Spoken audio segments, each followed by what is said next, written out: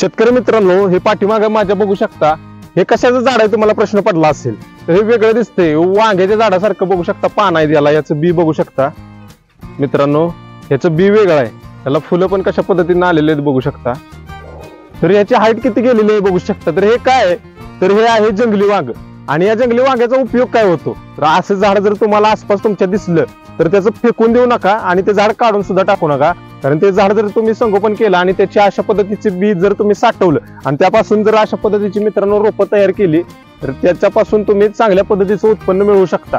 तर हे झाड आहे जंगली वांग्याचं.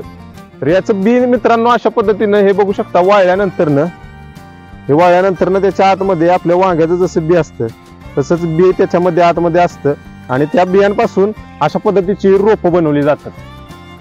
तर याचा मित्रांनो उपयोग असा होतो की आपण ज्यावेळी आपलं साधं नर्सरीतून वांग्याचं रोप आणतो, आपण व्हरायटी त्याच्यामध्ये मैको, मंजिरी अशा पद्धतीच्या खूप व्हरायटी आहेत, पंचगंगा, पण ते आपण ज्यावेळी आणतो तर त्याचा कालावधी काय असतो, 4 ते 6 महिन्यापर्यंतच ते वांग तुमचं टिकतं. पण हे वांग जर याचं खोड तुम्ही वापरले, त्याचे जर रोप वापरले तर याची हाईट बघू शकता किती हाईट गेलेली आहे. तर याचा कालावधी 8 ते 10 वर्षापर्यंत हे वांग टिकतं. जर आपण याच्या मुळावरती जर आपण साधं वांग जे आपण आहारामध्ये वापरतो, प्लॉटमध्ये त्याची लागवड करतो, त्या वांग्याची जर काडी आपण याच्यामध्ये वापरली तर आपल्याला या झाडाच्या उपयोगामुळे आपण साध्या वांग्याचं सुद्धा 6 ते 6 वर्षापर्यंत आपण त्याच्यापासून वांगी घेऊ शकतो आणि एवढ्या हाईटचं वांग्याचं झाड आपण बनवू शकतो. तर मित्रांनो, हे तुमच्यासाठी फायद्याचं झाड आहे. तर याची प्रोसेस कशी केली जाते संपूर्ण तुम्हाला इथून पुढे दाखवणार आहे. तर जे अशा पद्धतीचं मित्रांनो बी असतं, याच्या अशा पद्धतीची पिकलेली जी फळं असतात, ही पिकलेल्या फळांपासून बी काढून, हे बघू शकता बी, हे अशा पद्धतीचं बी काढून हे जे तुम्हाला समोर रोप दिसतंय, अशी रोपं पिशवीमध्ये बनवली जातात मित्रांनो.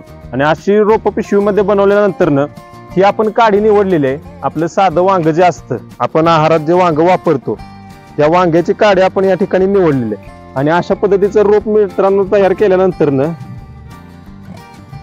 ही आपण साध्या वांग्याची जी काडी आहे, या साध्या वांग्याच्या काडीचा उपयोग करून आपण हिचं मूळ जे मेन असतं ते 4 ते 6 महिन्यापर्यंतच टिकतं.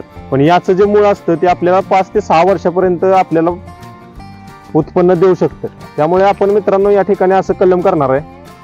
तर इथं कलम कशा पद्धतीने केलं जातं, इथं हे बघू शकता, अशा पद्धतीनं या रोपाचा काप घ्यायचा आहे आणि याला असा वाय आकारात मित्रांनो उभा काप द्यायचा आहे. आणि त्याच पद्धतीनं ही जी काडी आपण निवडलेली आहे, या काडीला सुद्धा असा व्ही आकारात मित्रांनो काप द्यायचा आहे. जेवढा काप आपण खोडाला दिलेला आहे तेवढाच काप काडीला सुद्धा द्यायचा आहे. आणि अशा पद्धतीनं आतमध्ये त्याच्या ही काडी बसवायची आहे. आणि ही पॉलिथिनची जी पट्टी असते, या पट्टीच्या साह्यानं अशा पद्धतीने हे कलम फिट करून घ्यायचं आहे, जेणेकरून याच्यामध्ये आत पाणी वगैरे गेलं नाही पाहिजे आणि संपूर्णपणे पॅक झालं पाहिजे कलम.